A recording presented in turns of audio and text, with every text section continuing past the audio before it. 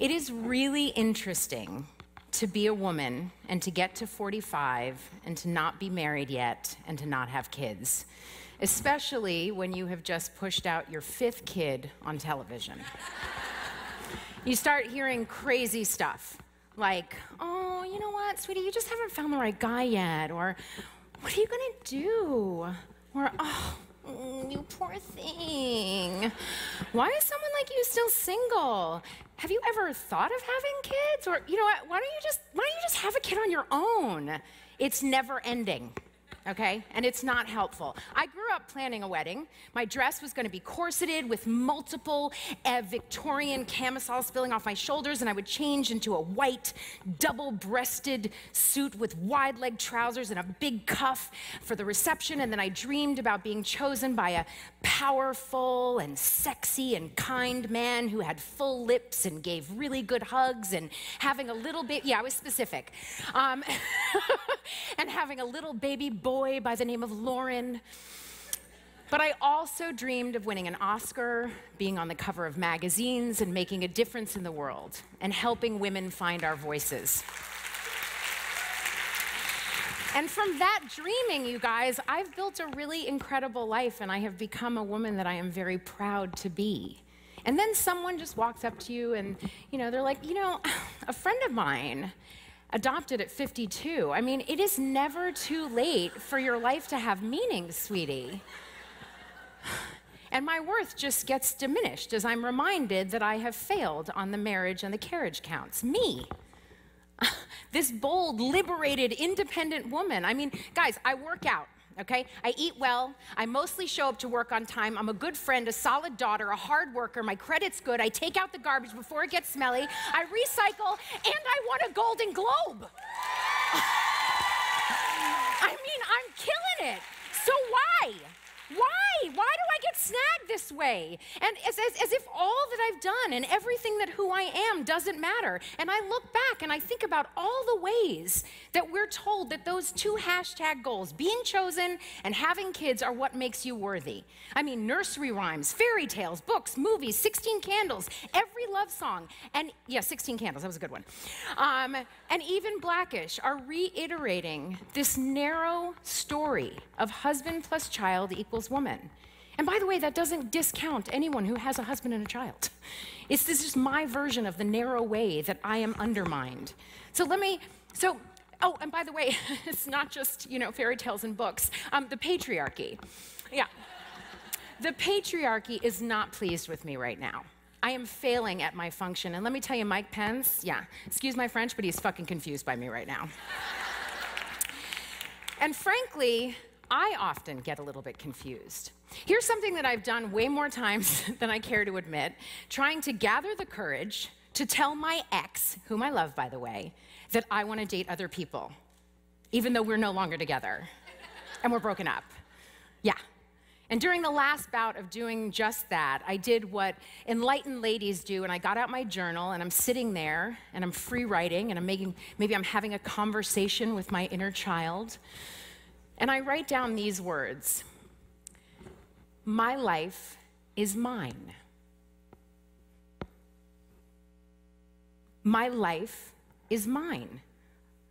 Those words stopped me in my tracks. And honestly, they brought tears to my eyes. It seems so obvious, but obviously it wasn't, because I have not been living my life as if it was my own. I mean, to a certain extent, yes. Yes, I have. But on a deep level, no.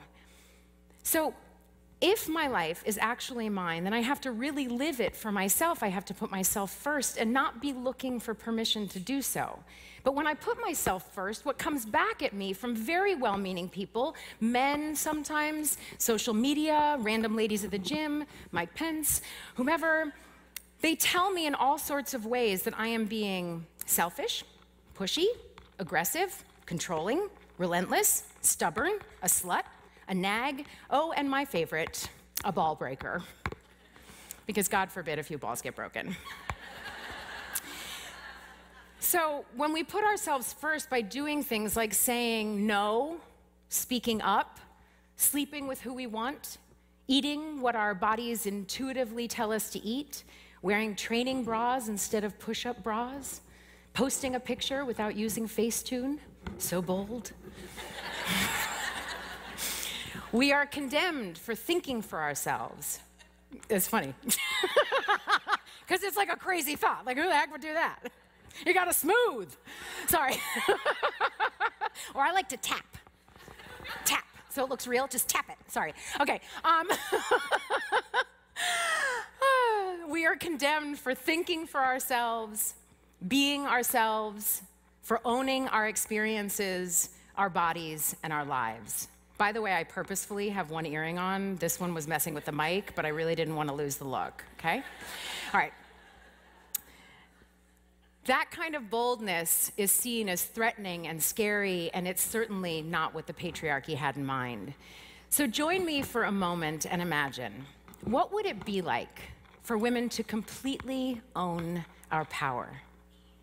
To have agency over our own glory, our sexuality, and not in order to create a product or to sell it, or to feel worthy of love, or to use it as a tool for safety, but instead as a way of being. Imagine that. Truly owning our own power, agency, and sexuality. Especially in this moment, in all its volatility, with all that is happening as the pussy grab tree is being shaken and grabbers are dropping like rotten fruit. At the same time as all of that, all the volatility, there's this surge of empowerment happening.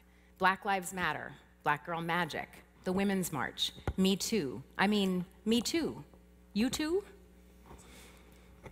I am trying to gather all this energy around me and step into it and match that with the realization that my life is mine. My I am a chooser 45-year-old life is mine. And it's no coincidence that these two forces are meeting at the same time, and here I am sorting out what my life looks like when it's fully mine. And honestly, it takes a certain kind of bravery. It means risking being misunderstood, perceived as alone and broken, having no one to focus on, fall into, or hide behind, and having to be my own support, and having to stretch and find family and love and connection outside of the traditional places. But that's something that I want to do. I want to be the brave me, the one whose life is my own. And that also means that I'm going to have to break an agreement that I didn't really officially agree to sign in the first place, a little document that was drawn up by a bunch of old white guys in a back room, the same group of white guys in that back room that passed laws about our reproductive health and choices without us being there. And that agreement says that we are here to be of service to others, that our destiny as women is to live in the shadow of men, that we are simply objects of desire, and that we are willing to have our voices stifled again and again by the misogyny of our culture. Well, listen here, ladies. I'm tearing it up. It's going bye-bye. And I am drawing up a new one. And my terms are this: I am gonna own my experiences and my training bras. I'm gonna pay attention to the reality of my life and the audacity of my dreams instead of the expectation of what I was raised with. I'm gonna make space for the good and the bad of it, even the yucky and scary and fear-inducing parts, and embrace all of the questions. I know that's how I'm gonna go from being Tracy to being the brave Tracy, and here's the good news, is that you too can do that. You can go from being you to just being the brave you, or not just being the brave you. And you should definitely try it, you guys. Like, if you haven't already, because I have a feeling, I mean, I see some gorgeous sparkles out there, like I see some amazing faces. I have a feeling you guys have tried this, because brave and brave you is beautiful. And not beautiful like your hair is all did and your brows are clean, because when I think of beautiful, I think of a tree. I think of seeing a bird soar. I think of an embodied woman. I think of my mom standing there in the Diana Ross stance, right? In her glory stance, saying, "This is me," heart open, hair big, sexual, powerful, and full of all of her agency. Beings at the height of their own resonance, their own selfness, fully in bloom. That's what bravery and beauty looks like. But most of all, because the brave me reminds me that I am complete just as I am, not in relation to anything else, just wholly and fully me.